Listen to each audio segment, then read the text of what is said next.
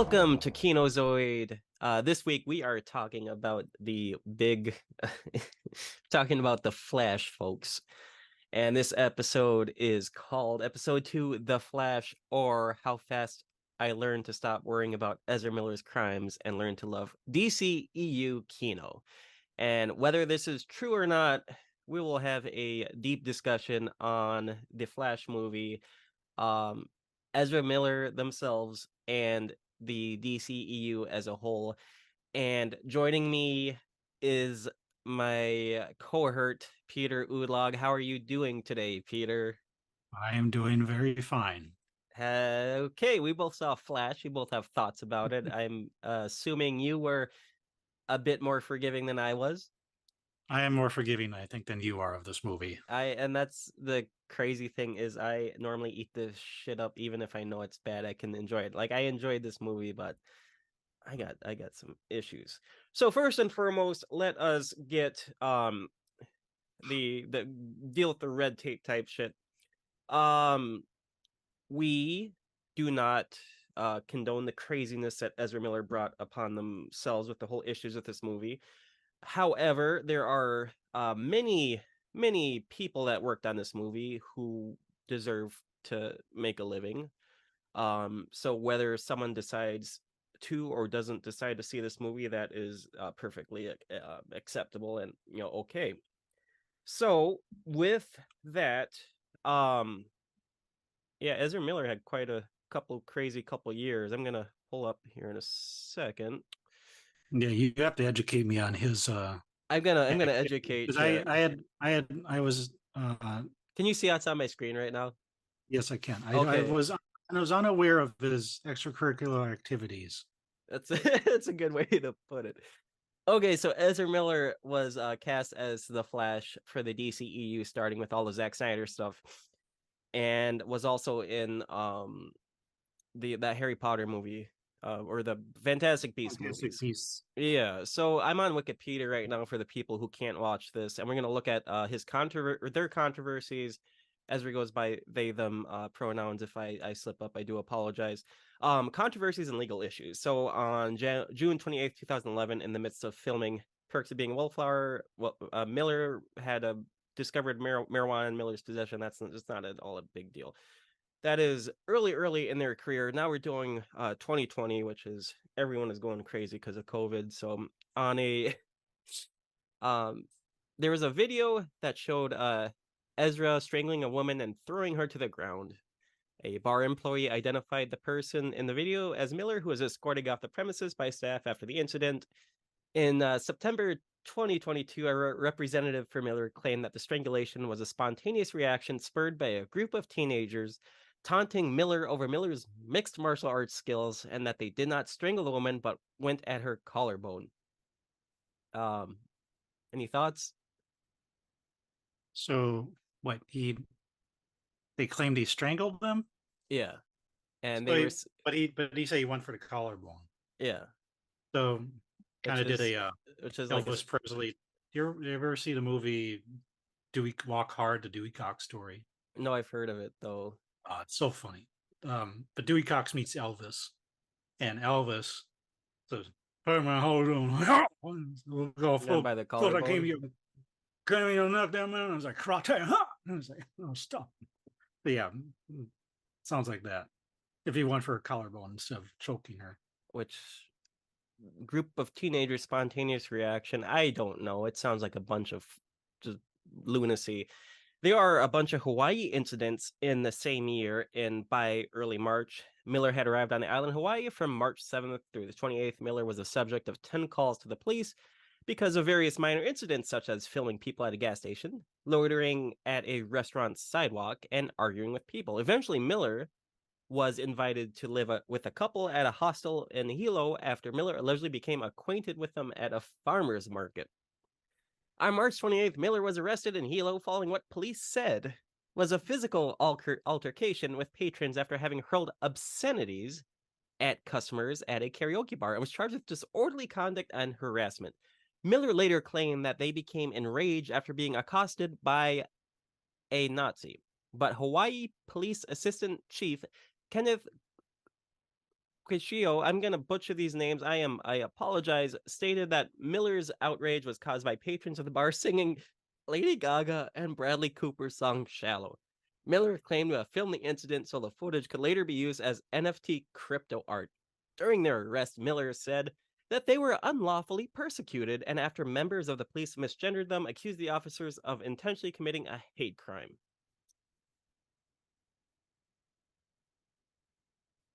Silence. Well, there is only so many times you can hear that song. um, But why was he loitering? outside? They loitering, Peter. We don't want to get canceled on our second episode. What? Quit misgendering Ezra. No.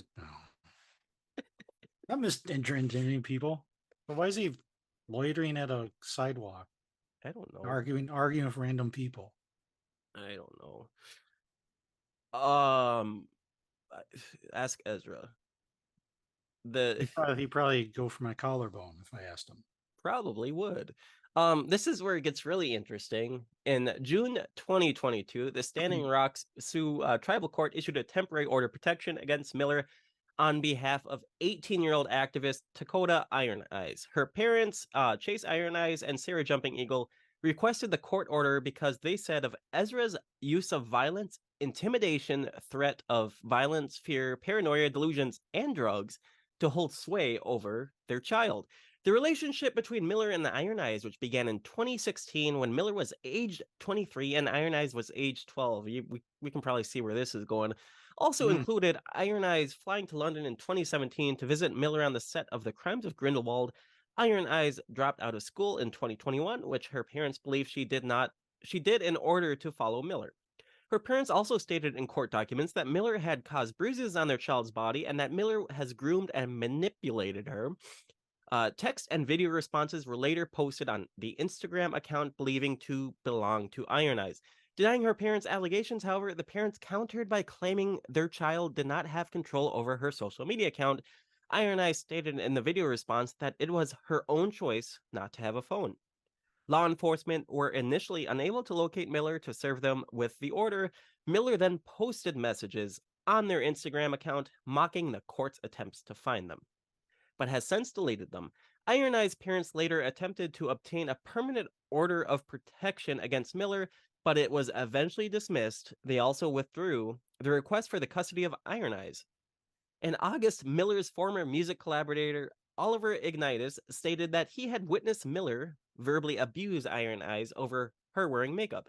Iron Eyes defended Miller by referring to the incident as a catty comment and a part of queer dialogue.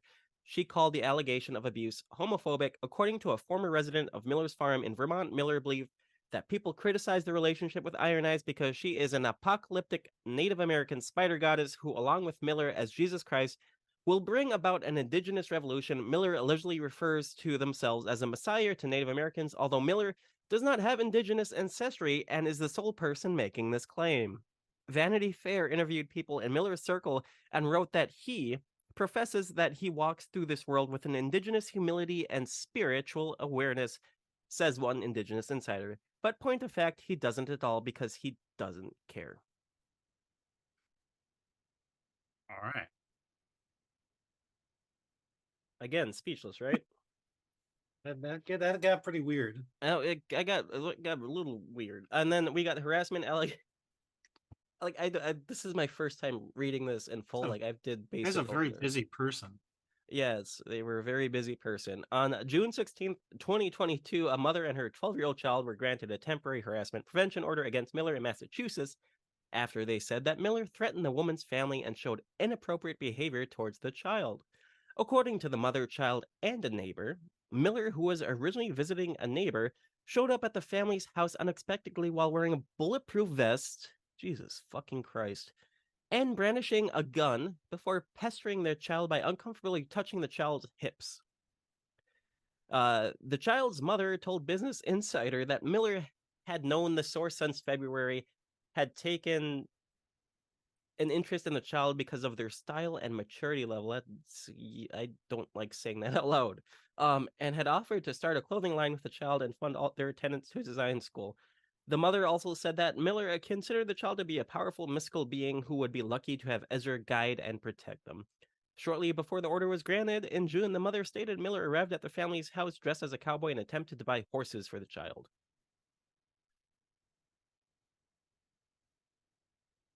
I got nothing. Allegedly has a Yeah, thing for 12-year-olds. It looks like. these are all allegedly. Oh, this is the last one we're going to talk about, and then there's a burglary charge, and then obviously they got help for mental health. They got mental health treatment because of uh Warner Brothers wanting this movie not to fail, which uh, as reported by Rolling Stone, Miller has been housing a woman they met in Hilo, Hawaii, and her 3 children on Miller's farm in Stamford, Vermont, since mid April 2022. Allegations from both anonymous and named sources, as well as the child's father, are that guns and ammunition are easily accessible to the children aged 1 through 5, and that the 1-year-old put a loose bullet in her mouth. The woman claimed that Miller was offering them a shelter from her ex husband, who she alleged was abusive. Further claims include assault rifles, being propped up on piles of the children's stuffed animals, and heavy marijuana use, with people smoking marijuana in front of the children in rooms without proper ventilation, including a witness stating that he saw Miller blow marijuana smoke in the baby's face and used their arm to waft more smoke in the baby's direction. Rolling Stone also published that Miller has been running a large unlicensed marijuana cultivation operation. On the weekend of August 6, 2022, Vermont State Police approached Miller's residence and repeatedly attempted to serve the mother an emergency care order that demanded the child's removal from her care and the home over fear for their safety. Based on a Department for Children and Families caseworker's affidavit, the state attorney's office had requested 2 emergency care orders over the past week that sought to transfer local legal custody of the children over to the state. Yeah, this is a mess. Does this change your your view on the movie? Well, not really. Okay, so The movie's the movie, and this guy's alleged. a lot of crazy alleged stuff Personal life is is nothing to do with something the movie. I wouldn't want to be around. And for Ezra, 10-foot pole, see yeah, him coming down the street and close yeah, pull the blinds. um, yeah. So this movie has been in production for a long ass time, like most of these DC movies, and going Yeah. over kind of briefly what it said on Well, Wikipedia. it was announced in 2013 that they're going to make a Flash movie for 2016. Well, no, it started all the way back in 2004. Oh, that far. David S. Goyer wrote Batman Begins and Dark Knight, and of course, those movies have huge critical acclaim and kind of kickstarted David S. Goyer's career. Um, Based off the script of Batman Begins, they greenlit him to write a script for The Flash, and Ryan Reynolds was supposed to play Flash. And then, nothing came of that. And then, of course, the DCEU starts. Ezra Miller gets cast as Flash in, the Suicide Squad and, BVS and stuff. So then there was going to be a Flash movie that Phil Lord and Chris Miller wrote the script for. Then Seth Grahame-Smith was supposed to direct, and Seth Grahame-Smith was going to be his directorial debut. Let me see real quick what this person did, because I remember reading and it was something of note. The guy that wrote the books for Pride and Prejudice and Zombies and Abraham Lincoln Vampire Hunter. And then that never panned out. And then Rick Famuyiwa, the guy that does a bunch of Mandalorian directing episodes, he was involved at some point. And then Robert Zemeckis and Matthew Vaughn were gonna direct the movie. Yeah. And then I wrote a whole bunch of this down. Yeah. Phil Lord Miller took the job in 2015, but then they want to go make the solo movie. That turned out well for them. Seth Grahame-Smith took it, and he's going to write and direct it based on Lord Miller's script ideas in October 2015. Then he left, and Rick took it and he was hired in June 2016, but then he left in October.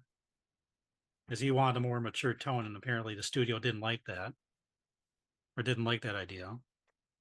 And then Joby Harold was hired to do a complete rewrite Yep. You get in to 2017, and then Robert Zemeckis, Matt Vaughn were offered to direct, but they turned it down for scheduling issues. Then Sam Raimi, Mark Webb, and Jordan Peele were offered, but they turned it down.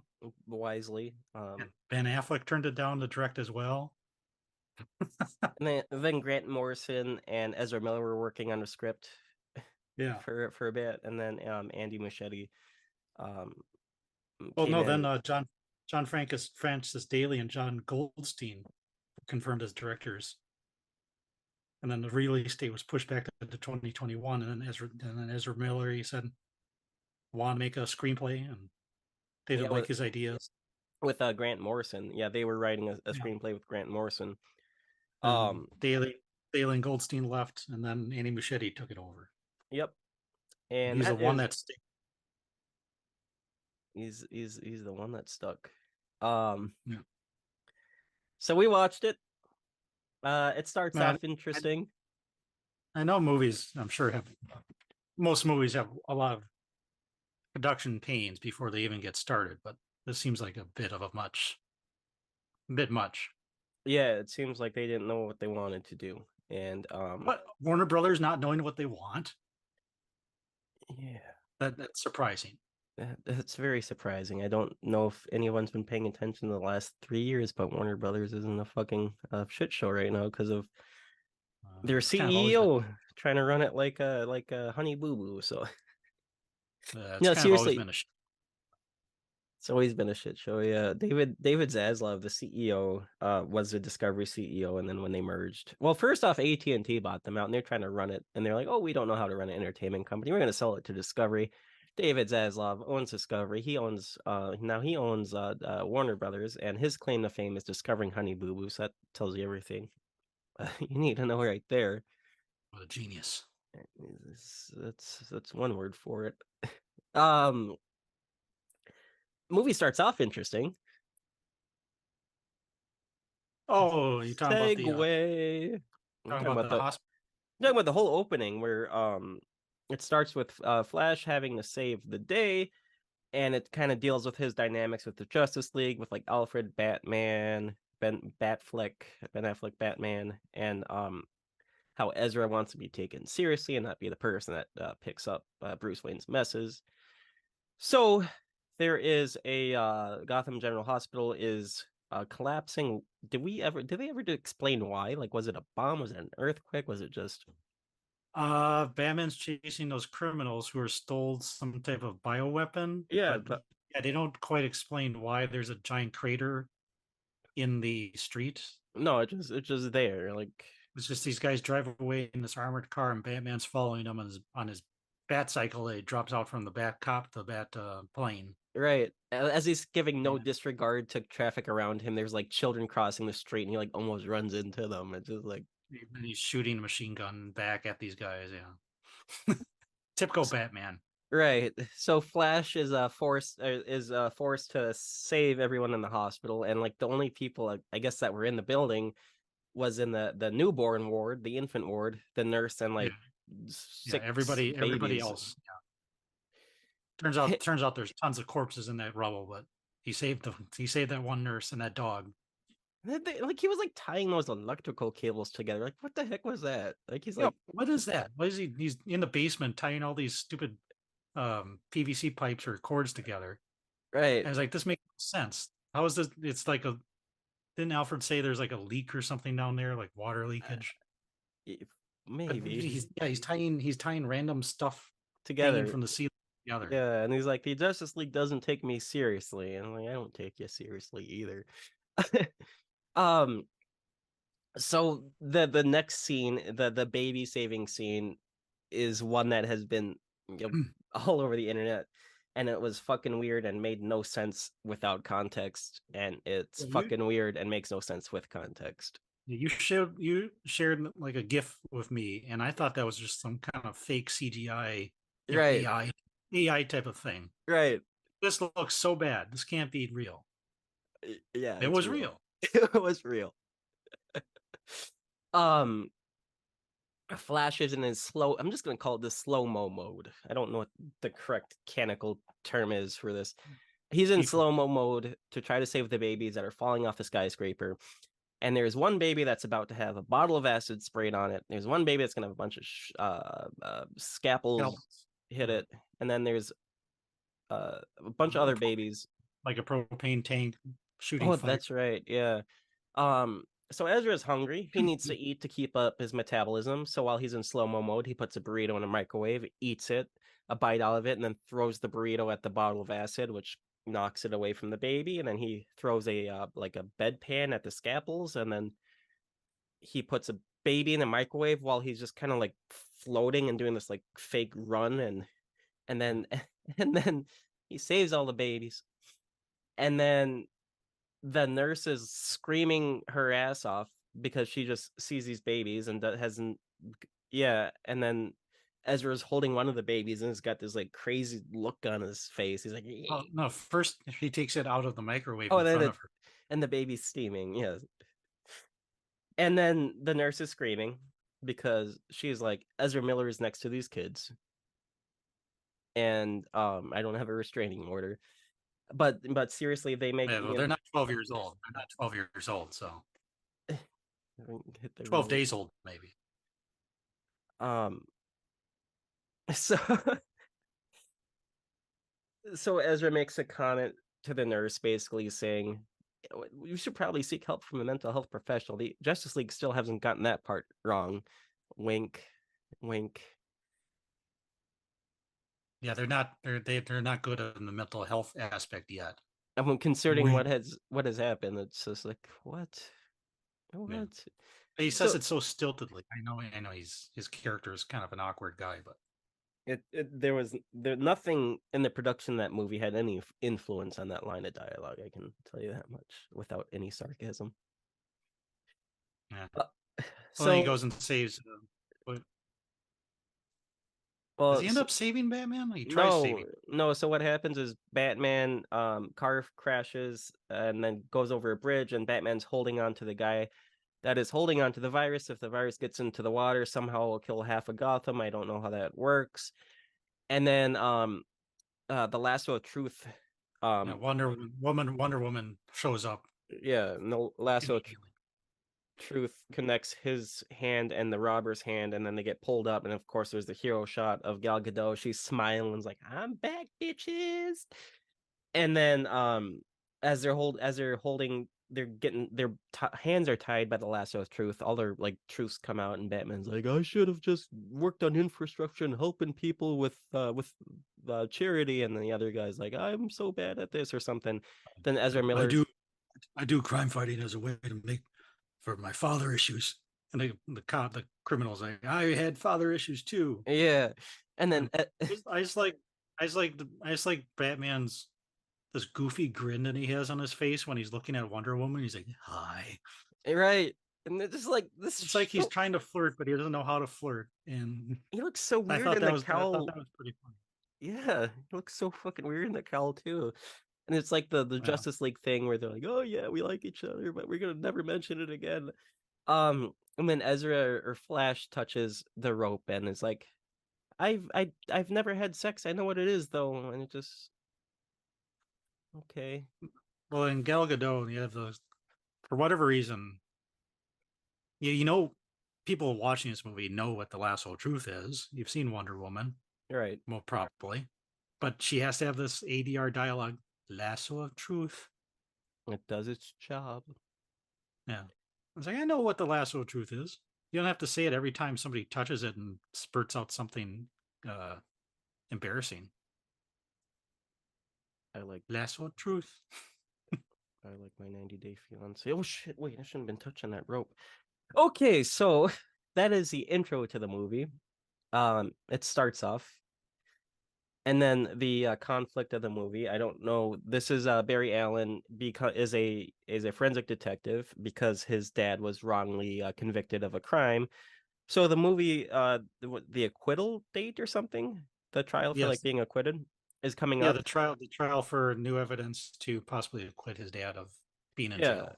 and his dad was played by Billy Cudrup in the Zack Snyder ones and the Yeah. Joss Whedon Justice League, and Billy Cudrup was of course Dr. Manhattan in the Watchmen movie. He was that religious guy in Alien Covenant, which was kind of an interesting thing they did with that character, but didn't really do anything with it.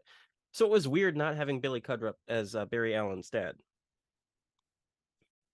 Yeah, they replaced him with the Office Space. Oh, is that who that was? I've never seen that. Ron Livingston, Oh, the okay. main actor from Office Space, and he was in Band of Brothers. That's where I know Oh, him from. okay. Yeah, all I kept thinking, this isn't Dr. Manhattan. Who is this? Yeah. um so the issue is the security camera footage. So basically what happened is his dad went to the grocery store to grab some a can of tomatoes. He comes back, mom is dead. They think his dad killed his mom because no one was there, no one saw anything. So the video camera footage at the grocery store, there's some AI tech that Bruce Wayne has that basically cleans up the footage, but the camera, Barry Allen's dad is looking down. You can't see his face, so therefore it's like, is it him? Isn't it him? He's always wearing this hat, so you can't see his face. Right, he's wearing the hat and his like gray hoodie sweater. So that is the major conflict of the movie. And as he steps out of court, there is the woman who she was in the Justice League movie, all right? She's the one that he saves in the slow mo, or Yeah, he's or the one that he saves her and steals the hot dog. He was trying to get the job, yeah, trying to that's get the right. job at that store. That's right. Um, But so I told they don't. She's like, I think I've seen you before, and you're like, no, no, I haven't. like, She's oh, a we're old college friends, actually. Like, yeah, oh, really? Like, nice backstory. Just blurt that out there. It's like, oh yeah, these characters, they know each other, they know each other. but She's they now don't the act. I didn't believe that they knew each other very well, or they. To me, it didn't seem like they had much chemistry. no, and also she's the reporter that's supposed to speak on his dad's case, and she's coming at it at an angle first as a reporter, and then she's like, no, I like you, um let's ignore this conflict character dynamic for the rest of the movie that we just set up. And then he's got his two best Anything that's friends. yeah, ignore. I want to come at you and come at this as friends. But do you have any angle on or any information on what your dad's story is? No, this No. is from a reporter's point of view too. I'm not looking at you as a friend, I'm looking at you as my story. And then the Flash also has two friends at the forensics lab that he works at that are there for like 2 seconds, and they're annoying, and then they're gone. And okay. And the job he works at, he's on thin ice because he's always late because he's doing all the Justice League stuff. Oh, and then also when he gets a call to go to Gotham at the beginning of the movie, it's him running super fast from where he is all the way to Gotham, and it's goofy. Conveniently straight road most of the way. Yeah, Gotham has some great infrastructure. They did some Well, no, great city planning there. well, if he's the Flash, he's probably in Capital City or Central City. Central City is like Ohio, I think. Yeah, It's been a long time. Capital City is the rival city of Homer Simpson. Yeah. It's the Central City. I'm sorry. He was in Central City, and then it's been a long time since I read the Flash books, but he's not next. He's not anywhere near Gotham. No, I think it's supposed to be middle of the country. yeah, and then Gotham is across the harbor from Metropolis. Yeah, which is actually in some of the comics, so people are bitching for no reason. So he is upset about the stuff with his dad, and he wants to change the past. So he just gets super upset, looks at the house, and just starts running. And just starts running. And then he like runs so fast that he is within some weird space-time continuum thing, and there's this little demon guy that pushes him out. And then he lands in alternate past. well, we haven't gotten quite there yet. He tells Bruce, I think I can go back in time, and Bruce is like, oh, it's too dangerous, don't do it. And then he's like, let's have dinner, and Bruce is like, nah, we ain't friends. So then his girlfriend slash reporter, high school, college buddy goes to his apartment, and then she says something, and he's like, "If I could go back in time, if I could go back in time," and then like his whole apartment's a I could move mess. this. So I like, I could just move that. I'm not interacting with anything. It's all good. Bruce would be fine. Bruce would be fine with that. He didn't but say anything about not no, interacting with nothing. kind of. That's all some semantics, right? It's all from a certain point of view. Like he could have Yeah, done it, because and didn't say that. Bruce. Right? Yeah, because Bruce has this whole small scene with Barry or Ezra. It's like, don't go back in time. No matter what you do, don't go back in time. Nope, don't go back in time. That's bad, Like bad Ezra, Flash, bad Flash, bad Flash, bad janitor, bad bad janitor. janitor. Um, so his the woman he has a crush on goes to his apartment to talk, and before he like cleans it up real fast, and then he looks in his fridge and he's got nothing, so he like goes through a wall, grabs some beers for them, and of course from the vibration of the molecules arranging when he opens it up, it just splatters on his face, and he just like doesn't, he's like, oh, and then like opens up a drawer and all this crap falls out. So yeah, he goes back in time to the point where his mom died. I went back in time at some point, and then He went back and turns out it's the day that he got his powers. oh yeah, the day he got his It's an powers. unspecified time year, but it's the same day or week that General Zod showed up Yeah, in Man of Steel. yeah.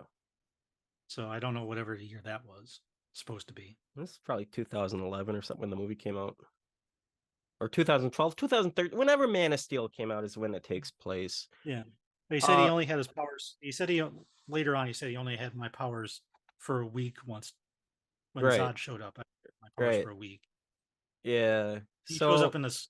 They have like this flashback, and I'm sorry, I'm jumping ahead, and he's got this real crappy Flash costume.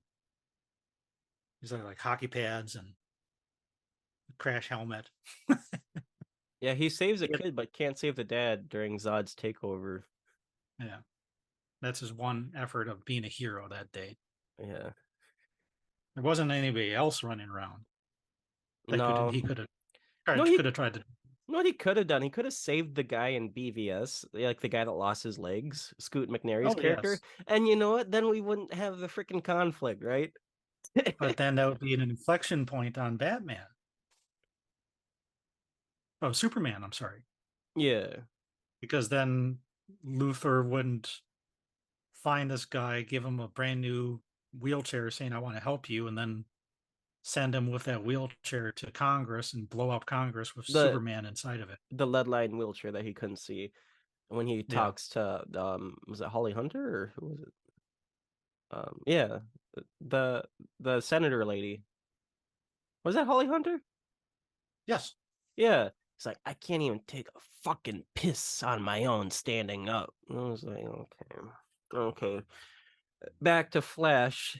Um he's at some specified Getting point of, distracted by better movies.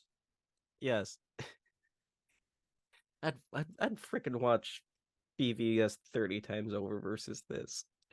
Um so he goes back in time. His mom and dad are still alive, so he's having dinner with his mom and dad, and he's being super weird because he hasn't seen them, and his mom has been dead before.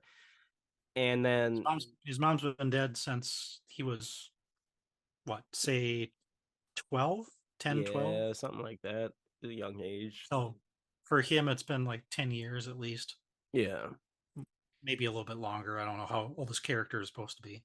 yeah. He says something, oh, you cut your hair and stuff. It's like, oh, something, so they're setting up something. And of course, as he's eating dinner, he sees himself outside, a different version of himself. He's like, I gotta go take a shit outside. Oh, that was weird that I said that. You know, ignore it. Just he's just being a fucking weirdo. I, I don't know if that's Ezra on a regular day or if what the hell was going on with that. So of course, that is the flash from the timeline that he went back into. And this Flash doesn't have powers. This Flash is in college, coming home. He's got a date with his The reporter reporter girl. friend and from a different timeline. I'm just saying this out loud. This makes me realize how fucking nonsense this all is. Like this is hurting my brain trying to explain this movie right now. Well, your brain is now Batman's bowl of spaghetti. We're gonna get to that. We're gonna get to that metaphor. So he's got that date, but the real Flash one is like, no, no, no, no, we gotta go back to the lab where I had the accident. So I can have my powers. If I don't get my powers, I can't go back in time. And it's like, okay, fine. They sneak into the lab. He's got the ability to like go through solid Phase. objects phasing by rearranging his atoms or something like that. Yeah, he vibrates himself so hard that he can walk through stuff. That's gross. I didn't need to know that. Well, that's what he does. He vibrates himself so hard. Oh yeah, it's a big party hit. So some boys shit going on right there. And the lightning strike happens. It goes through both of them. And Well, he forces Flash 2 to get the electric. Yeah. He's like, I don't want to get struck by lightning and doused by industrial chemicals. He's like, sit here, shut up, and take it. You're gonna get struck by lightning like any second now. Yeah. Any second now. I open these windows and sit right here. You doing that made me realize he's got the fucking watch that tells him how full his fuel meter is, and just like, oh yeah, come on. It's this gimmick that shows up once in the beginning during the hospital scene and never ever again. Yeah. So yeah, he basically has this meter on his wrist on his watch that tells him exactly how much calories he's got. Yeah. Remaining. And when his more calories he's got on his watch to dial, the faster he can go and the slower time goes. It's all his metabolism. As soon as it gets lower, time speeds up because he can't go fast. Yeah, it's his metabolism. The more he eats, the more powerful he is. He's a regular Jabba the Hutt. So they both get struck by lightning, and the new Flash has powers. The old Flash doesn't. The old Flash's tooth falls out and goes in the other Flash's mouth. The other Flash spits it out, and then the new Flash super glues it. This will have a huge part later in the movie. It's going to be a serious part of the movie. So that happens. So they're trying to figure out. So then they find out that because I went to take a shit during this part of the movie. So the Zod stuff happened, and then they go to try to find Batman, or they're trying to find Batman, and then the Zod stuff happens. Okay, so yeah, you walked out of the movie at this point because I thought you were like done with it at that point. No, I was thinking of shit. So they go to Young Flash, like Barry 2. What do you want to call these guys? Barry 1, Barry 2? Flash 1, Flash 2? Real Flash, New Flash. Okay, so they go to New Flash's apartment. Oh, that's right. And he's got a roommate, it turns out, that's I did see this, yeah. Cause all the havoc in the city. And then his roommate has a girlfriend, and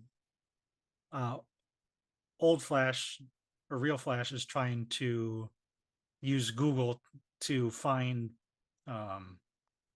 Aquaman. He's trying to find Superman. He's trying to find evidence of Wonder Woman, but nobody's showing up. And then while you were gone, he mentioned it's like this almost running joke at the beginning where he meets his Flash 2 or New Flash, that it's like Back to the Future comes up a couple times, and Eric Stoltz, originally was Marty McFly, and then he got replaced by Michael J. Fox. Right. But in this timeline, Eric Stoltz stayed on. Eric Stoltz stayed on, and he was Marty McFly, and he became Marty McFly. He's famous for Marty McFly. So this guy's roommate, or New Flash's roommate, has a tattoo of Eric Stoltz on his calf, upside down. Oh my God. That's amazing. So he's like, they have this short little conversation about, old Flash or Real Flash is insisting that Michael J. Fox is Marty McFly, There's no if, ands, or buts about it. He is Marty McFly here is Michael J. Fox. They're like, Right. no, Mike. And the girlfriend was like, wait, Michael J. Fox, the guy from Footloose? It's like, no, that's Kevin Bacon. No, Kevin Bacon's that guy from Top Gun.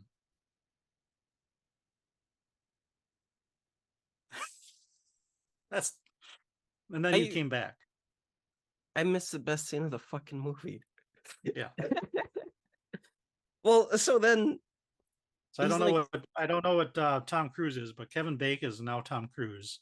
Eric Stoltz is Michael J. Fox, and Michael J. Fox is Kevin Bacon.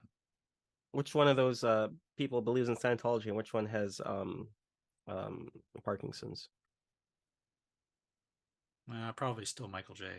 Um, Wait, Kevin Bacon doesn't believe in Scientology. As far as I know.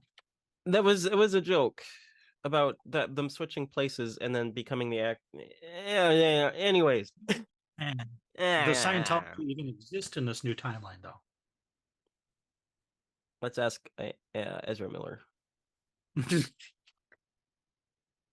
Yeah. What is he all about with these 12-year-old girls, allegedly? Spiritual power? Yeah, I'm not touching that one with a 10-foot stick. So the new Flash has a night out on the town and causes a lot of havoc and gets super naked, and it just becomes a stupid gag, and it's kind of funny. And then the Zod comes out and is like, "You are not alone. I want the Superman. I am Zod. I am Michael Shannon, who said I had to get Zack Snyder's permission to be in this movie." And then later said, "I don't like this movie. It's like an actor playing with action figures, and how there's no story arc for this character," which there isn't. Nope. So then they try to find Bruce Wayne, and then no, when I came back is when they were fighting old man Bruce Wayne, who was Michael Keaton. They're in that restaurant or wherever the hell they were. Well, yeah, they're in the restaurant and Zod's TV program is on, and they're like, "Oh no, it's Zod. We gotta find Batman." I'm Batman. So they take a taxi cab to Wayne Manor. They were inside Wayne Manor. That was the place where he's making the fucking spaghetti. Yeah, I love how the fight scene with old man Bruce is his wig of hair is down in front of his face, so you can disguise it's not him. You can disguise the stuntman really easy if you don't see his face. Yeah, he's got like a hobo haircut. He's got like the beard and shit, and then he's got like an ascot, which was a weird choice. Did he have an ascot in like the original? I can't remember. No. Okay, so that was a weird choice. So the Flashes are trying to convince Batman that they need their help to go rescue Superman, who's in Russia. Even isn't they referred as like Soviet Russia or something? I don't remember it being referred to as Soviet. I just remember Russia, but it does have the Soviet star symbol on the building. So then it is Soviet Russia, even though this is in modern times. Yeah, but it's him changing that can of tomatoes allowed the communist Russia to survive. No, he didn't change a can of tomatoes. He told his mom to remember to get another can, so therefore his dad wouldn't have to go back to the store and get and then come back and find the mom dead. No, he put he put the can of tomatoes in her basket. Yeah, so yeah. Because he does something else with the can of tomatoes at the end of the movie, which we'll get to. Sorry, yeah. Originally, he puts the can of tomatoes in her shopping basket. Yeah, so she doesn't forget, so she doesn't have to say, "Honey, go to the store and get some tomatoes. Not the red can, the blue can. Not the green can, the blue can. The blue can." So they're trying to talk to Bruce about why they need to save Superman, and Bruce is like, "No, I'm done with this." This is a. He explains basically who they are. He's like, "So you're you from a different." It's like, yes. When this Zod guy is bad news, and he's going to kill millions of people, and we need to find Superman. Pass. He just walks away. So they're explaining. The funniest thing for me is it's a pass, and he just walks away. Pass just walks away. Yeah, he's done with that shit. He's like, "Why do I need to Why do I need to get involved? Gotham is the um, one of the most safest cities, crime-free cities in America. Super safe.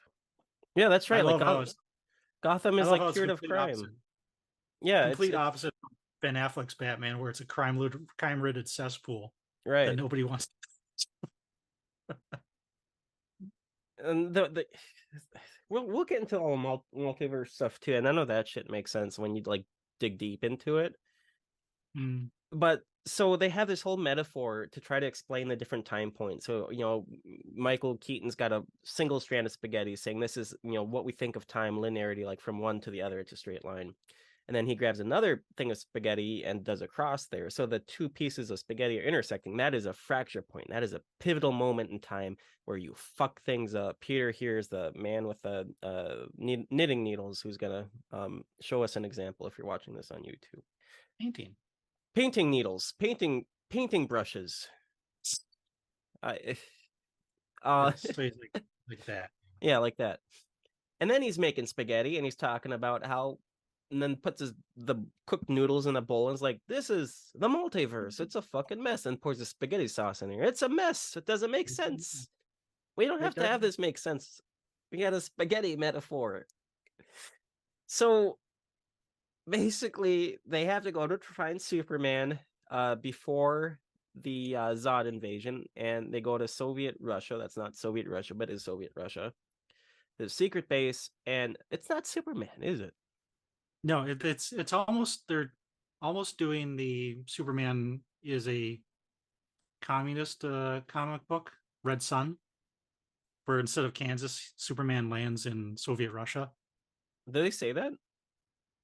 No, I well, just thought she was captured. Barry's able to use the back computer to access NASA files and find out that in the year that Superman originally was supposed to come to Earth, land on Earth, um, something landed in Russia instead of Kansas. Oh, So so that's how. this Supergirl was in Russia the whole time. Yes, he thinks it's Superman, but Let's cram in the Red Sun story without doing any of the work. This is this whole fucking movie.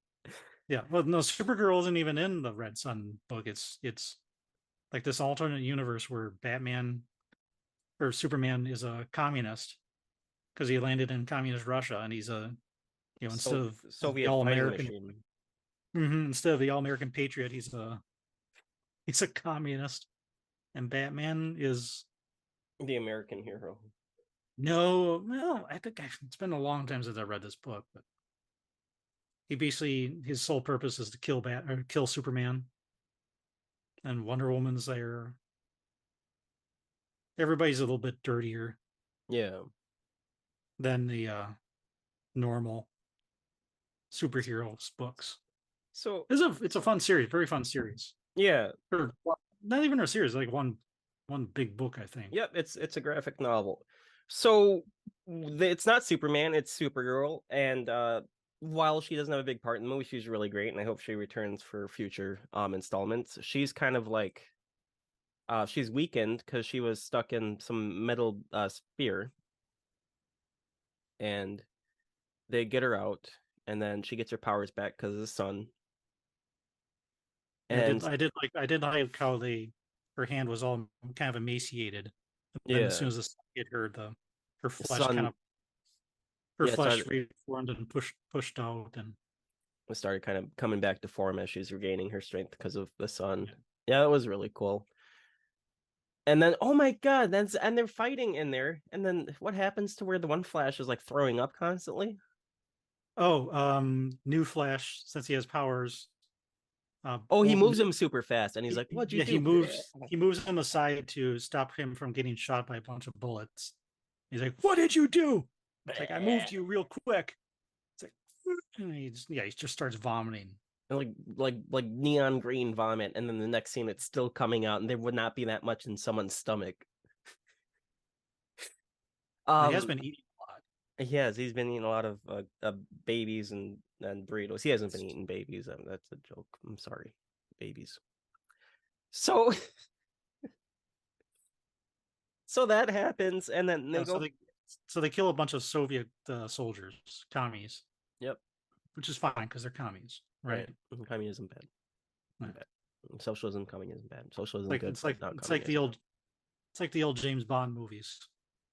It's okay as long as they're commies. Right. Yeah, it's okay. They go back to Wayne Manor. They Barry Allen, the first Flash, old Flash, I forget what we call him, new Flash, old Flash, real Flash, has to get their powers back.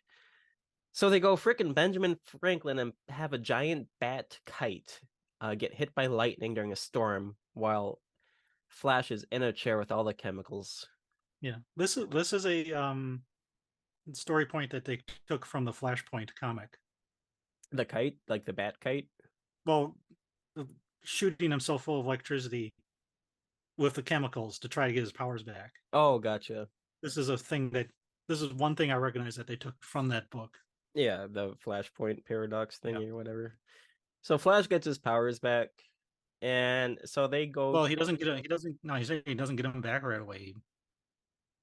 It fails, and Batman can't shoot him with a lightning bolt anymore because his all of his circuits fried because he's using this terminal that looks like it runs on vacuum tubes. Right. Because you got to So keep. Supergirl shows up and flies him out into the thunderstorm. Oh, that's right. And then he gets struck by lightning, and he gets his Music powers back. swells. Yeah. Music swells, and she's like, I got you, because he said, I got you to her when he was rescuing her. I got you. It's like poetry. It rhymes. Yeah. So then that takes us to the last act of the movie, which is the final battle with the Man of Steel villain during the Man of Steel scene, and they fight and they fight and they fight, and then Supergirl dies, and then one of the Michael Keaton dies, and then they go back in time, and I can't remember if they save Supergirl or not. Did they? I would Nope, assume she always dies. She always dies. She's always dead. So then Flash is running through all his time warp shit, and then comes across the time demon again, which is revealed to actually be him from the future who got stuck into this time loop. And while that's happening, all the multiverses are converging, and these multiverses are giant planets that have film strips going around them, and we see a bunch of the old serial Superman and Batman. We see Adam West brought to life with really bad CGI. We see Christopher Reeves brought to life with really shitty CGI. We see Nick Cage as Superman from the infamous Superman Lives movie that never came out, fighting the fucking giant spider that Kevin Smith was forced to put into the script by the incompetent producer. That's a cut. That's an addition that I don't think a whole lot of people are going to get. No, unless you're Kevin Smith fans. or It's like I knew of Nicolas Cage as Superman, and I knew of this failed movie.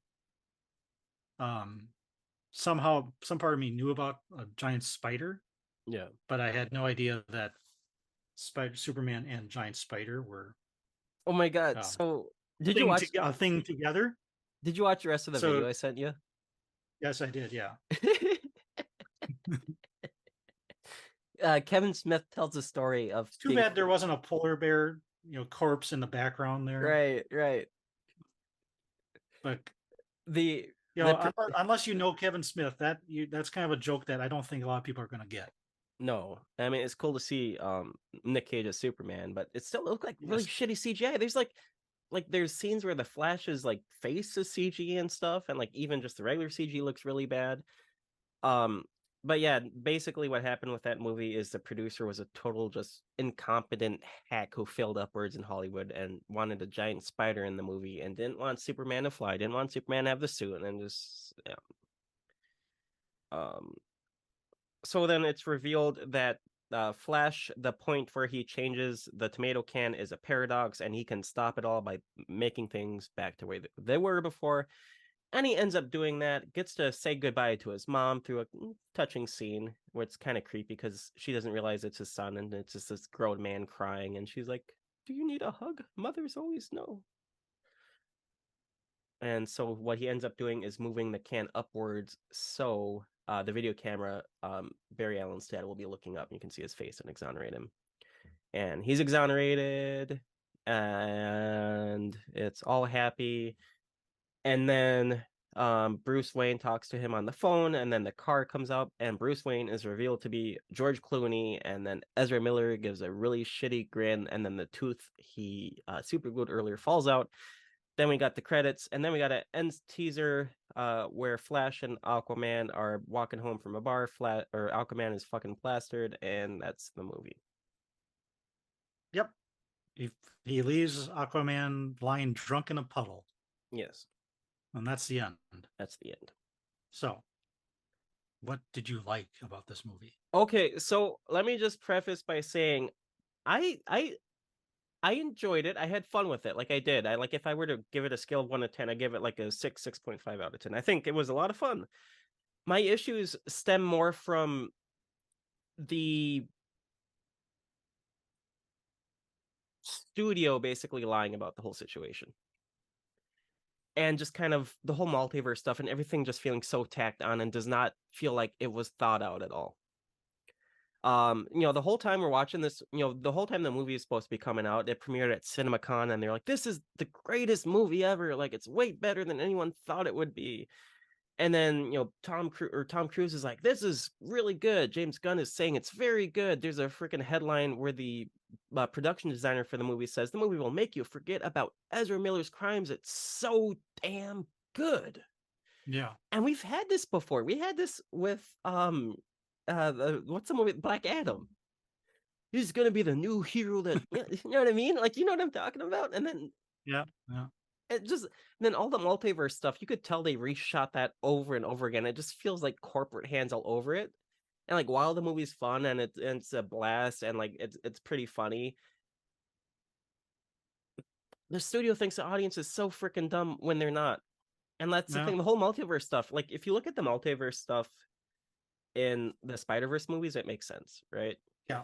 It's thought out. The laws of it really work out. So, for example, with the Flash, Ben Affleck is no longer Batman. It's Michael Keaton. But then who's the Batman in Michael Keaton's world, right? It's like they're swapping characters without thinking of what's going on in that other universe.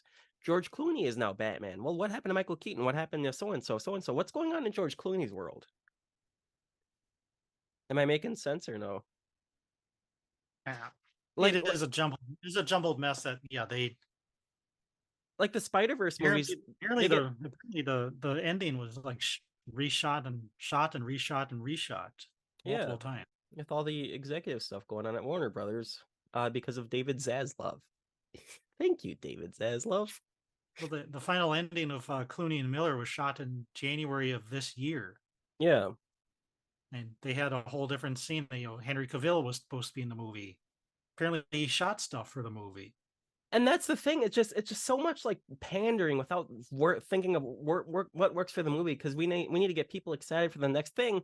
And like Marvel does that too, but the movies are thought out for the most part. Like they're well, plotted. The rules, make sense. Here it's just like, in the Spider-Verse movies, Spider-Gwen goes away from her world. She's gone in that world. There was not another Spider-Gwen there. Here's just swapping characters just to swap characters without making any sense. And then the whole thing was Zod. Like, why the hell did it have to take place at the end of Man of Steel? Like, it has no connection to the rest of the movie. It's just kind of like, we gotta like bring things people are familiar with without thinking it through. Okay, so what did you like about this movie? I told you what I liked. I thought it was fun. I thought it was entertaining. Like, I'd say I'm glad I watched it. However, I think this is very damaging when it comes to corporate mandated things versus like art and like a well thought out script and stuff. That is kind of where my biggest issue is this is not the first time this has happened with DC. Like, the studio's trying to gaslight everybody into thinking it's a great movie. People are saying the CGI is bad. The CGI is really bad. And Andy Muschietti's like, it's an artistic choice. That's what it's supposed to look like. And it's like, bull fucking shit. Like, how long you guys kind of, just like trying to think about the CGI in the Speed Force bubble, time bubble. Yeah. Where it's a stylized version of the people and other characters. It's like, okay, I kind of can get by that, but other If it spots was of done better, yeah, but it just was it done could have been so done better. It was like this. It was like this hybrid of cartoon and it looks so live. plasticky. Yes, yes, It looks plastic. Yeah, plasticky. they look like mannequin store models, Yeah. but a little bit higher quality. But um, CGI where Flash is, you know, the old Flash, new Flash are sitting next to each other in the bat plane, and um, new Flash, he's wearing Batman's old costume that he's kind of spray painted red. His face, his mouth, it looks so horrible. Yeah. Oh, we I mean, forgot to talk about the suit. The other Flash's suit was Michael Keaton's suit, just cut and spray painted red. yeah, but he's talking, and it's like they digitally removed, the part of his mouth that's not covered by the suit. Right. It's like they're animating, and it looks horrible. It's like Like the the lip. shadows don't It's like shadows Lipgate don't. from Justice League. It's like his lips have like his cheeks have like concaved in, and it's like the shadows are Right. all wrong. It just looks weird. Right. It's not a long shot, but it just caught my eye. And here's the thing. It's just like DC has had some really good stuff the past few years. Even some of the stuff people hated. I love Shazam. I love Aquaman. I love Birds of Prey. However, there's been some really damn good stuff with like Joker, with the Suicide Squad, which James Gunn did, who is now doing full creative reign, and I'm excited to see what happens with everything he's got going on. The Batman, like there is some good stuff, but the thing is, it just seems like they've been so wanting people to like have all these actors appear without thinking of the overall product. Hmm. Well, this is the last holdover of the Zack Snyder verse. No, we got one Oh, more, or we got two more. what's the other ones? We got Blue Beetle in August, and then we got Aquaman in like December or something. Ah, I see. So yeah. So So did you like it, or what? Yeah. What did you see? What did you think of it? What do you think of I it? liked it. I liked it better than I thought I was going to. Uh, you know, cursory knowing about the production troubles of it. I hadn't read any of the reviews, so Right. I was walking in blind with an open mind on it. Better than I thought it was going to be. Better than I expected ever to be. Keaton as Batman was the highlight for me because Michael Keaton Batman 1989 was the first Batman I ever saw. He's my Batman. Um, he's probably the highlight for me because he knows what the character is. Yeah. Um, seeing the old style Batcave and Wayne Manor was fun. Like Wayne Manor here. It's like, Oh, nice. the goofy interactions between Ben Affleck's Batman and Wonder Woman, where he's got that kind of goofy grin the one time he meets her in the movie. The emotional connection with the parents, Yeah. that was good. I like the multiverse cameos. The scene, Christopher Reeve and Supergirl. I can never remember Supergirl's name. Christian Slater. I can never I remember never, her and name. the only the Superman movies I've seen is Returns, so I don't know. Oh man, you gotta watch the old Superman movies. Um, it's fun seeing Adam West universe. Yeah. It would have been funny if they could have done the old 1940s Batman serials universe Yeah. where Batman he's got this his cowl is kind of But not very good. I mean, that's my issue. It's just like it's just these quick glimpses of these characters. It's kind of like I know that thing, I know that thing, I know that thing.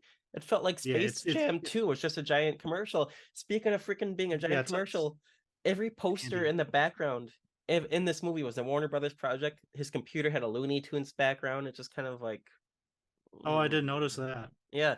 There's a Mars Attacks poster. There was I Am Legend. There was Pacific Rim. There was V for Vendetta. Those are the ones I can remember off the top of my head. But I was like paying attention to all that. I was like, that's Oh, Warner see, Brothers. That's Warner I Brothers. was That's Warner Brothers. so I wasn't paying attention to the background a whole lot. Maybe that's why I wasn't enjoying the movie because I wasn't paying attention to the stuff happening in frame. All right, so things that I disliked about the movie: the dodgy CGI. No, but I mean that's a creative decision. Well, I'm talking about Flash's face. Yeah, that was a creative decision. They have a crappy looking. That was a creative decision. General Zod, he's wasted. That was a creative decision. He's just so, his character is so flat. You know, you watch He's so good at Man Man, of Steel. Yeah, watch Man of Steel. he's so fucking good. He's got a character. He's got motivation. You understand where he's coming from. This movie, I will find him. he is so flat. You know, when I see Michael Shannon, I expect emoting. I expect, acting. In this one, he's just like, I don't want to be in this, but they offered me a shit ton of money. Kara Zor-El. Oh, That's not yeah, Superman. I killed your cousin. No, you Now I'm didn't. gonna harvest your blood. Nah, you won't. And that he has no emotions. He has no his motivation is to harvest blood, Right. but he And just in he has Man of no character development. yeah, in Man of Steel, he's got character development. He's like, my duty is to protect my people, and now I have no people. Yeah, Yeah, yeah. that's my bad, Michael He is, Shannon. he is Michael Shannon acting. This Yeah, movie, he's not. that means This movie, he's in not this doing any series. acting. No, he's not doing any acting. He looks bored out of his fucking mind. Uh, Supergirl for me felt flat. I know you said you liked her. I didn't really care for her characterization. I didn't. she's She not wasn't in. in it enough. No, that's the thing. She's not in it enough, but she gave a good performance. I could see like her being like if they do more with that actor playing the character, I could see a lot of cool stuff happening. But again, Yeah, she's wasted. I It's liked again, her. let's fit this in here just to fit stuff in here because it doesn't make sense because we can't get Henry Cavill.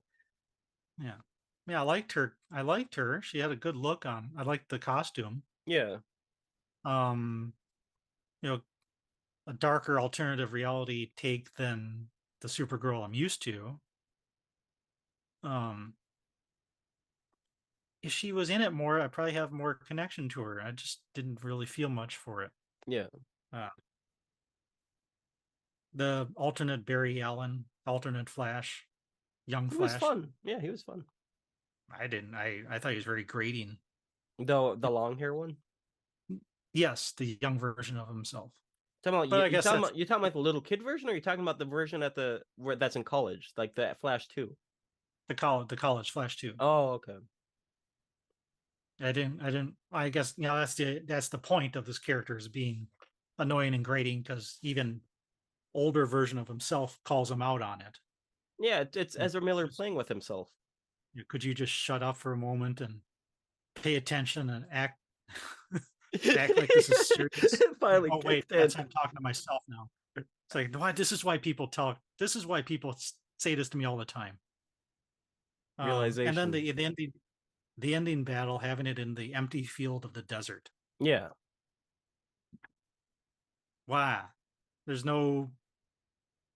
It was like I was watching The Mummy 3. right. Well, the Where other thing, it's another battle in a desert of nothing around. right? Even the score, like if it was like Man of Steel, then as soon as the 1989 like bat, plane, what the hell you want to call it, the flying bat thing, Bat plane. black bat plane shows up, it's the Danny Elfman score. Like even the score is so uninspired. It's like I know this thing, I know that thing. Let's put them together. I can't remember the score of this movie at all. Exactly. I know the Batman. I know the Danny Elfman Batman theme, but the Flash theme was I can't even place it. Nothing was memorable. Nothing was very memorable. No. But if I had to give it a grade, B minus B, around a B. Yeah. Like that's a thing.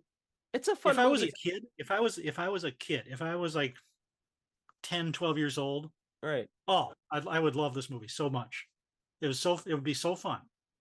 And I could see, I enjoyed them. I enjoyed it while I was watching it. But thinking about it kind of hurts. Yes. I had fun watching it. Now that I'm thinking about it, oh my god, that hurts. If I was a kid, I would eat this movie up. This was great. No, I mean it's fun. I thought it was fun. I just feel like It was way it's better than it should have been, or had any right to be. with the production issues. Yes, I agree. I guess the real question though with the movie for you is, did it make you forget about Ezra Miller's crimes, or did it make it Well, worse? since I didn't really know about Ezra Miller's crimes, I didn't have any problem forgetting about Ezra Miller's crimes. So doing this podcast made you Alleged crimes. alleged crimes, which are kind of wild. So I mean, that's like the DC movie they were saying is going to reset everything, which it didn't, and like I knew it didn't, and like people were saying it's great, which it's entertaining, but it's nowhere near the like revolutionary movie they've been making it seem to play, and that's No, kind of the no. yeah DC's kind of been in a sour spot for a while, and I I think The problem I have with DC, the Batman, Suicide Squad, James Gunn Suicide Squad, not David Ayers, you know is like it? David Ayers, yeah, it's His David, movie, his it's movie David has Ayers. so much. He has so much. That one had so much promise, but hey, let's give it to a trailer house or editing house that only does trailers. Yeah, Let's I'm edit this. Let's edit this movie without the director's input and kick him out of the studio. I'm curious what the actual cut of that movie looks like. Let's interfere every step of the way with his movie. It's like what Like, happened with Zack Snyder. It's like Warner Brothers, like executive level, are just absolute shitholes. Like Zack Snyder yes. did BVS, it didn't do well, and then you watch the actual director's cut that has all the plot, and it's like, yeah, this is why the movie didn't do well because you didn't release the movie the way it was meant to be seen because you wanted to fit more show times in. Then they Zack do they, Snyder got Zack Snyder got done dirty by those the executives. But my problem with Warner Brothers is it's like it's a bunch of executives have no idea and no business interfering with the filmmaker's process. It's right. like just fund a damn movie, let the filmmaker approve the script or do whatever, but get the hell out of the way. Right. If it's a good movie, it's a good movie. And it's all on the directors, not because you're a genius, because you sit up in an ivory tower and have a yes man say everything to you. Yeah, But what they they're so knee jerk reactionary that right. they look at Marvel and Kevin Feige, and it's like, we want that money. We want Marvel money. We want Marvel success. But we don't want to put any of the work in. We want to do everything so lazily that people hopefully people won't see. Zack Snyder was doing that. He He was was. giving them a universe He was, and and like while it might not be for casting. everybody, it was a very He was unique take on it. he was doing awesome casting. Right. I mean, Ezra And Miller, however. Ezra Millers and Jesse Eisenberg as Lex I Luthor. like Jesse Eisenberg and Leslie Luthor. You take those dirty words out of your mouth. Oh, I hate his Lex Luthor take. You hate his why? I don't. I don't need a tech bro. I want tech lord. I want. Who would be if anybody existing today on our planet, who would be Lex Luthor? I can name two people, and they're both like heads of giant companies, and they're billionaires. Oh, you're talking about. Oh, I thought you were talking about like actor who could be No, I'm a talking about Lex real Luthor. life. Like it makes sense. That's the direction they took the character in. Whether you like or don't like his performance, that's that's a personal Those two preference. douche. I think I know which douche lords you're talking about. Which douche lords am I referring to? Well, I don't want to get in trouble by the said douche lords, so I'm not going to name names. I'm talking about Jeff Bezos and Elon Musk. Yeah, I'll name it. I don't give a shit. No one's watching this. No one's listening to this. Hey, the algorithm will watch it, Well, you and know then they'll what? get a ping. They'll get a ping like, oh, oh, The they're algorithm coming. already knows everything They'll about us. change. I'm not too They're gonna challenge you to a cage fight. I heard about that. I got a guy I work with, this 50-year-old guy is telling me about it. I'm just like, how the hell do you know about this? And I don't. I heard about this the other day. I was like, what the hell? All right, these guys got way too much time and way too much money on their hands. You Way think too much Elon Musk time for one. Elon Musk could win a cage fight? Hey, Zuckerberg's been doing MMA training. So Oh my god.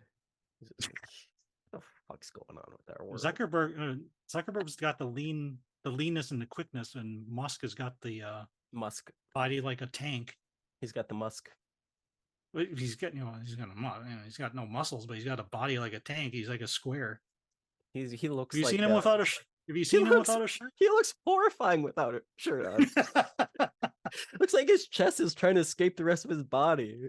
They could have a pale off. Hey, Elon They're Musk, fuck they're you. they're both incredibly pale. They are. Yeah, try to find where they are in the snow. You can spot them, you win.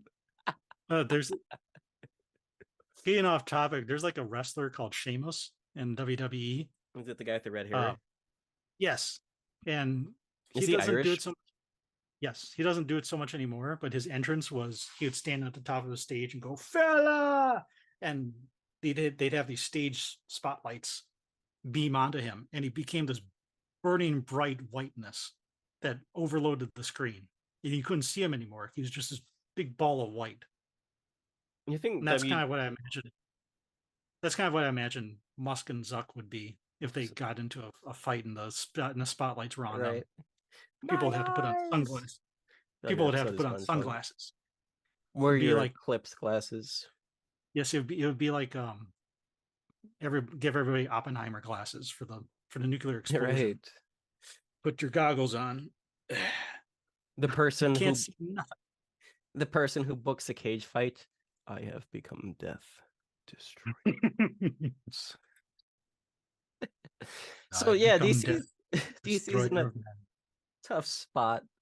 Get back on topic. Yes, we're ragging on DC, not the Musk lords. But they do deserve to be ragged on, so Yeah. um yeah, I mean I think getting James Gunn kind of be the creative figurehead behind all of it's a smart choice. I feel like it's gonna help them in the future. The stuff they did do that wasn't directly tied to the DCEU, like Joker, the Batman and stuff, I'm glad they're continuing that. I really like that stuff, and I'm excited for the sequels. Peacemaker is really good. Like, I mean, like, there's some good stuff, and it looks like they got a Mhm. good vision. But the thing is, it's just like it's kind of got to be like a thing where it's like fool me once, fool me twice. Fool me once, shame on me. Fool me twice, shame on you. Fool me thrice, I'm a fucking idiot. And it's just kind of like there is so much bad will with DC with because of how things have been going lately. It's just kind of be like they really need to nail it with this Superman movie they got coming out. Yeah, Superman was a reborn. Superman Legacy. No, Legacy was the Nick Cage one. I don't remember the name of it, but yeah, it's James Gunn wrote it. James Gunn's directing it. Yeah, So they they got better not. They better knock it the fuck out of the park because I want my Henry Cavill. yeah. Let's look at the James Gunn projects that have announced. James Gunn DC slate. Okay, so uh release dates are probably all fucked up because of the writer's strike. But what they got is an animated show called Creature Commandos that comes out next year. James Gunn already wrote it. A 7-episode animated series written by Gunn that is already in production. Originally a team of classic monsters assembled to fight Nazis. This is a modern take on the concept. The voice actors have yet to be cast, but the executives are looking to find people who can voice the animated characters and also portray the live action versions when the antiheroes show up in movies and series. And then we got Waller, which is a spinoff of Peacemaker. Viola Davis is back as the ruthless and morally ambiguous head of a government task force. It is being written by Crystal Henry, who wrote the Watchmen show, and Jeremy Carver, who is the creator of the Doom Patrol TV series, and that show is great if you haven't seen it before. Have you seen Doom Patrol? Nope, haven't seen it. Know of it. I know of it. I haven't seen it. You'd love it. You'd love it, but you also still haven't seen Stranger Things or anything that's come out in the past 10 years. So No, the only thing I've seen, that's come out in the past 10 years is Love Live. I mean, you watch the Star Wars stuff, don't you? Oh yeah, Star Wars, Star Trek. All right. Movie is Superman Legacy. You're right. Occasionally I do watch more recent things, but the big things, Game of Thrones, haven't watched. Stranger Things, haven't watched. True Squid Game Crime, you haven't watched. Squid Game. Squid Game, The Last of Us, anything that anybody watched in the past 10 years, unless it's Love Live or Star Wars, you haven't watched. Yeah, pretty much. Why are you on here again? Can't go with the crowd. I'm being Nah, contrarian. you gotta be a hipster, man. Um,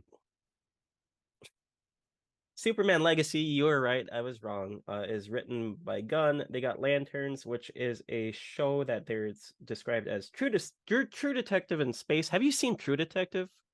Nope, I haven't seen that. Jesus fucking Christ, Peter. The Authority, a movie based on a team of superheroes with rather extreme methods of protecting the planet that first originated in the late 1990s under an influential imprint known as Wildstorm, run by artist and now head of DC Publishing Jim Lee. One of the things of the DCU is that it's not just a story of heroes and villains, says Gunn. Not every film and TV show is going to be about good guys versus bad guys. Giant things from the sky come and good guy wins. There are white hats, black hats, and gray hats, added Safran. They're kind of like Jack Nicholson and a few good men. They know that you want them on the wall, or at least they believe that. I don't know what any of that meant. Yeah, word salad.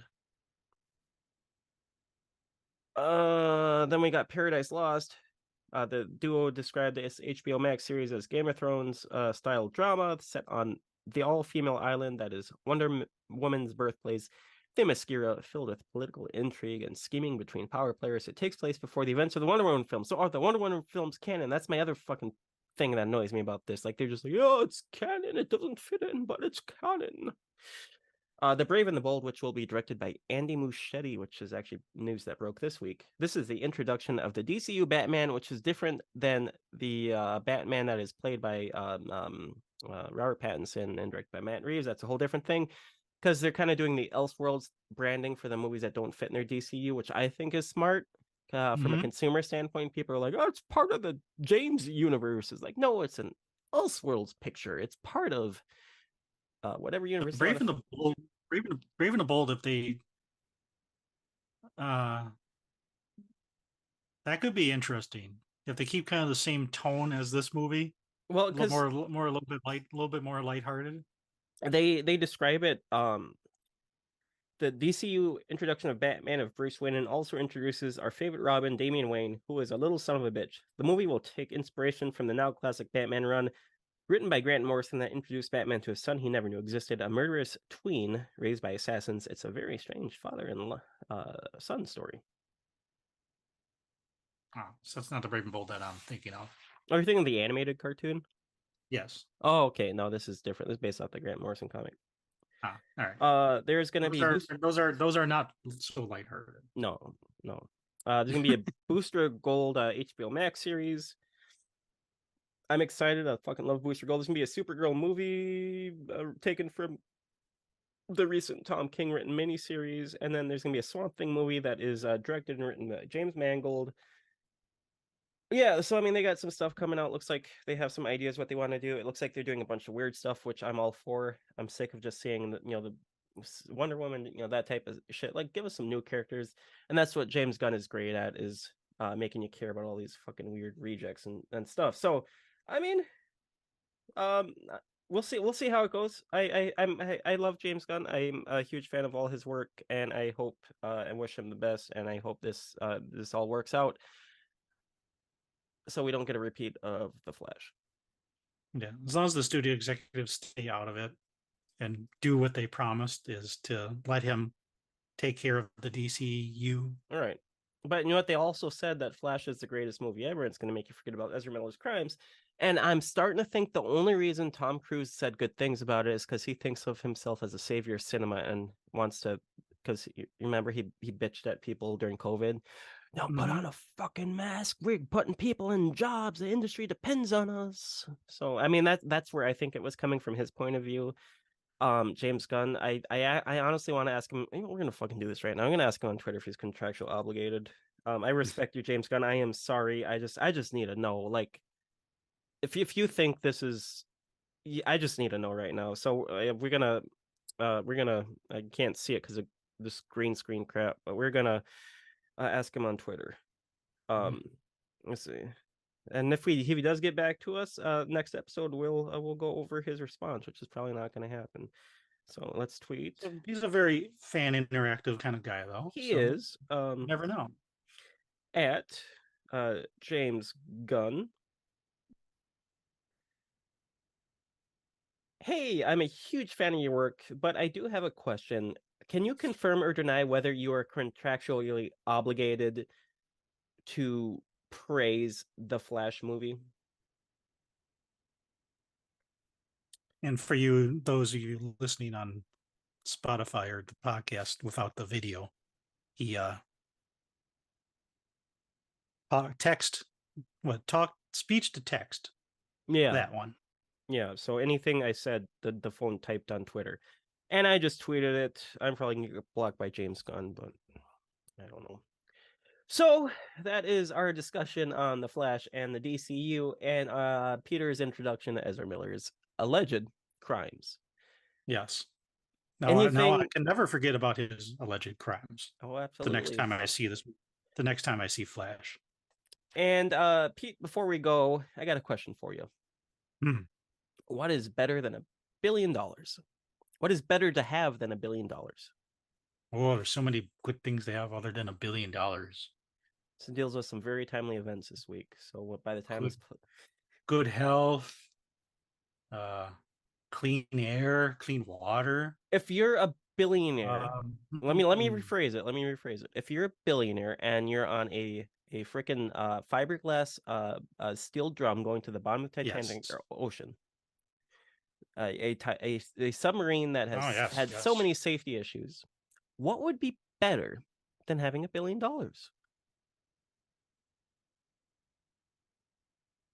Oxygen. Oxygen, Peter. Come on. Oh, well, you're a frozen screen on me there, so I wasn't able to You see were it. I wasn't able frozen to hear the on me, question. you dingus.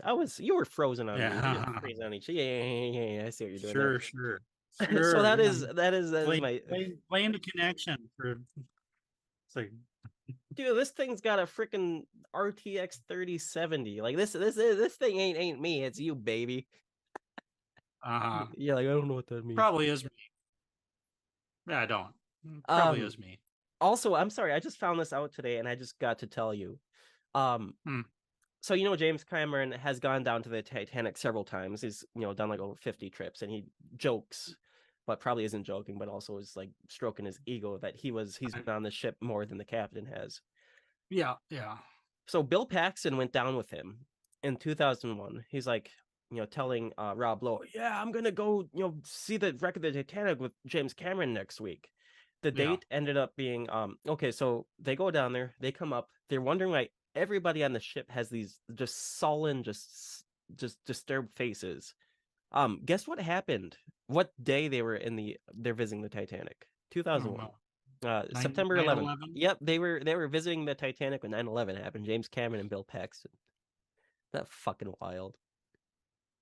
9/11, I woke up, I turned on the TV, and hey, one of the towers is hit. I'm like a moron, I go to class.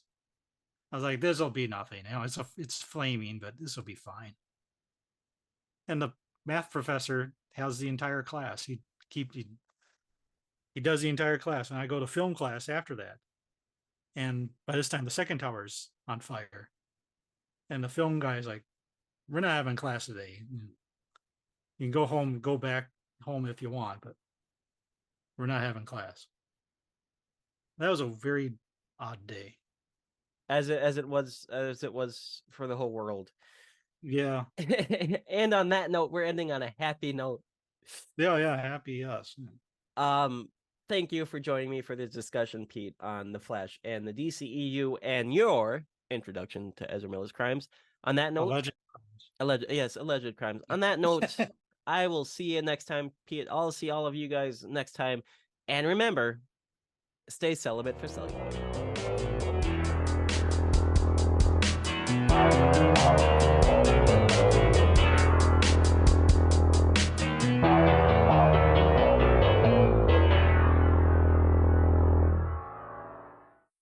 Okay, we're done. Okay, I think that one was better. that was better. Yeah.